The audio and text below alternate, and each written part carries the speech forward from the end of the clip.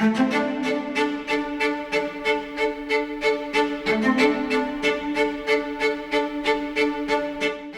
l'opération spéciale de la Russie sur l'Ukraine, l'Occident à leur tête, les États-Unis d'Amérique, ont imposé un blocus extrêmement sévère à la Russie.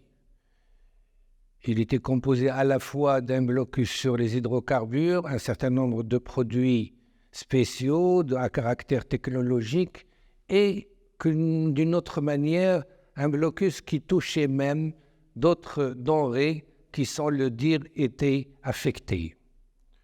La Russie est un pays qui exportait. Il exportait certes des hydrocarbures, on croyait que c'était une économie qui vivait de ça. Non, pas exclusivement.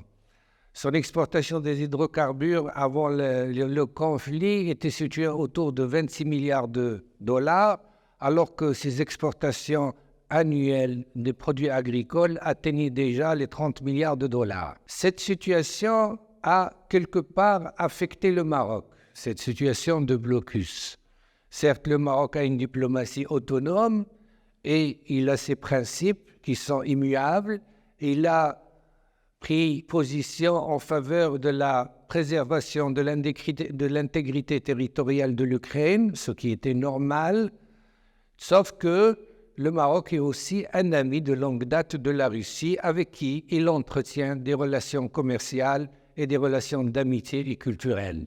Bien sûr, le Maroc ne pouvait pas partir à contre-courant de la décision occidentale, mais je voudrais aujourd'hui analyser avec vous quelles sont les retombées de cette décision sur le Maroc, qui, on peut dire d'emblée que c'est parmi les pays qui ont trinqué pour cette décision et d'autres, trinqué c'est-à-dire payé pour cette décision, et d'autres qui ont gagné pour cette décision ou dans cette décision. Je m'explique.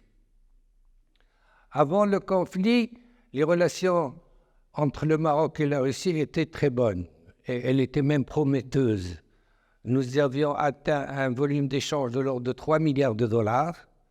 Durant le conflit, ils sont tombés à 1 milliard et quelques pour remonter péniblement à 2 milliards de dollars actuellement. On peut déduire de cette situation que le Maroc a perdu dans cette affaire d'emblée 1 milliard de dollars d'échange. C'est pour son économie quelque chose d'important.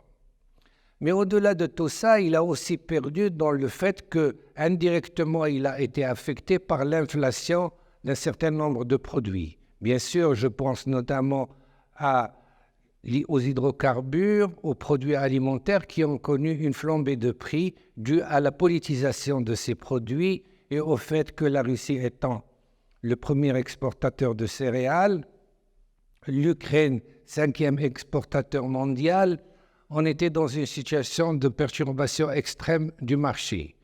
En ce qui concerne les hydrocarbures, les pays du Golfe ont profité de cette situation, notamment l'Arabie saoudite, le Qatar et les Émirats, et ont vu le prix du gaz et du pétrole augmenter, et c'est à leur bonheur et tant mieux pour eux. Mais qu'en est-il du Maroc, pays qui importe les hydrocarbures, pays qui importe aussi un certain nombre de denrées de première nécessité. Le Maroc a été affecté et effectivement l'inflation est partie en hausse et le volume des échanges avec la Russie a subi des contre-coups. Que peut-on dire et que peut-on faire? Parce qu'on va me dire, bien sûr, il faut se solidariser avec l'Occident et que la Russie s'est positionnée d'un point de vue occidental dans une position d'agresseur, on ne peut qu'y souscrire.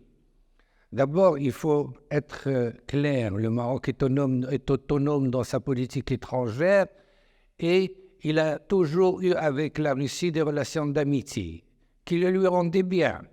Dans la mesure où la Russie est notre premier partenaire commercial, c'est ce qu'on oublie souvent, en Afrique. Nous sommes les premiers partenaires commerciaux africains de la Russie. Et deuxièmement, la Russie, bien que n'ayant pas toujours marqué un grand enthousiasme pour notre cause nationale, s'est toujours abstenue lors du vote des résolutions sur la question au Conseil de sécurité, alors que bien sûr, elle a le droit de veto. Que peut-on faire et que peut-on chercher comme solution? La solution, d'abord, nous avons parlé de pays qui ont gagné. Y a-t-il des pays qui ont gagné dans cette affaire? Le premier des pays qui a gagné dans cette affaire, bien qu'affichant, bien sûr, une allégeance à l'Organisation de l'Atlantique Nord, l'OTAN, c'est la Turquie. Et la Turquie s'est beaucoup enrichie dans cette affaire de conflit ukraino-russe, comme d'autres pays ont beaucoup profité de cette manne. Je pense notamment à la Chine qui achète des hydrocarbures à prix bas de la Russie parce que la Russie n'a plus la possibilité de le vendre en Europe.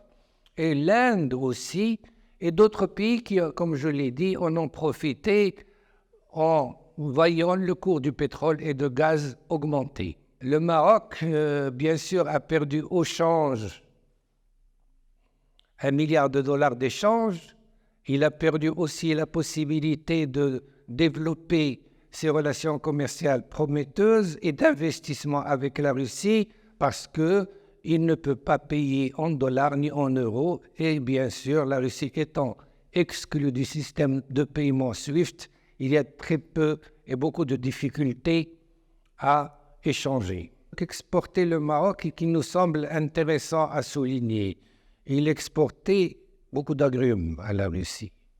C'est un pays qui absorbait une partie importante de nos agrumes et il permettait aussi à un certain nombre de secteurs d'avoir une possibilité de vendre sur le marché russe qui a ses spécificités. Maintenant, on se retrouve par solidarité voulu ou subi avec l'Occident à être traîné dans une situation de blocus. Et c'est d'autant plus inquiétant dans la mesure où, ayant subi, disons, une baisse de nos échanges commerciaux, nous nous dirigeons vers un autre problème qui semble se déclarer, à savoir qu'un certain nombre d'entreprises russes actuellement souhaitent venir investir au Maroc. Ils souhaitent venir investir au Maroc pour une dimension nouvelle qui est ouverte et que, bien sûr, nous pensons qu'elle est prometteuse, à savoir la ZLECAf. Ces entreprises russes veulent venir investir au Maroc et commencer à acheter des matières premières de pays africains situés au sud du Sahel, transformer ces produits agricoles ou de cette matière première au Maroc, c'est-à-dire dans les usines implantées, et les revendre sur le marché russe. Bien sûr, cette situation ne peut être que favorable à l'économie marocaine et elle s'inscrit même dans la vision stratégique de notre pays de devenir un hub pour l'Afrique. Mais voilà encore des pertes collatérales de la situation en Ukraine que subit le Maroc. Certains pays gagnent, d'autres trinquent comme le Maroc. Alors, quid de l'attitude du monde occidental à l'égard de ce sacrifice de notre pays? Est-ce qu'il y a des compensations? Pourquoi ne pas parler comme ça? Parce qu'il y a aussi des pays occidentaux qui ont gagné dans ce blocus. Je parle à titre analytique et non pas d'émission de jugement de valeur. Les États-Unis d'Amérique ont beaucoup gagné dans ce blocus puisqu'ils vendent leur gaz au prix fort et le gaz qui n'est pas uniquement un gaz naturel mais qui, bien sûr, est obtenu avec une consommation excessive d'eau et peut-être avec quelques délicatesses avec l'environnement. Il y a d'autres pays qui ont gagné, notamment la Norvège et j'en passe. Bien sûr, il y a des pays qui ont aussi perdu. Je pense notamment aux pertes subies par l'Allemagne, qui voit son excédent commercial, toutes choses étant relatives, passer de 400 milliards de dollars à 200 milliards de dollars. Ils ont perdu quand même 200 milliards de dollars d'excédent commercial, ce qui n'est pas rien. Donc, cette situation peut-être nous invite à réfléchir ensemble au fait que le Maroc se retrouve dans une configuration où il n'a pas véritablement été fautif, entre guillemets, dans un conflit. Il n'est pas impliqué directement, mais qui paye les pots cassés de ce conflit. J'espère, et le modeste chroniqueur que je suis lance un appel, que les pays occidentaux tiendront compte de ces pertes du Maroc, essayeront de trouver des mesures compensatoires, parce qu'il est évident que nous, en tant que peuple, en tant que pays, nous avons encore besoin d'échanges commerciaux, nous avons besoin d'emplois, nous avons besoin d'investissements, parce que c'est ce qui nous permettra d'avancer. Les relations internationales, je le sais, sont compliquées et ils font des victimes comme ils font des gagnants. Nous ne souhaitons pas être uniquement des victimes qui se taisent. Nous lançons un appel pour que la situation soit revue de manière à ce que personne ne soit lésé dans cette affaire.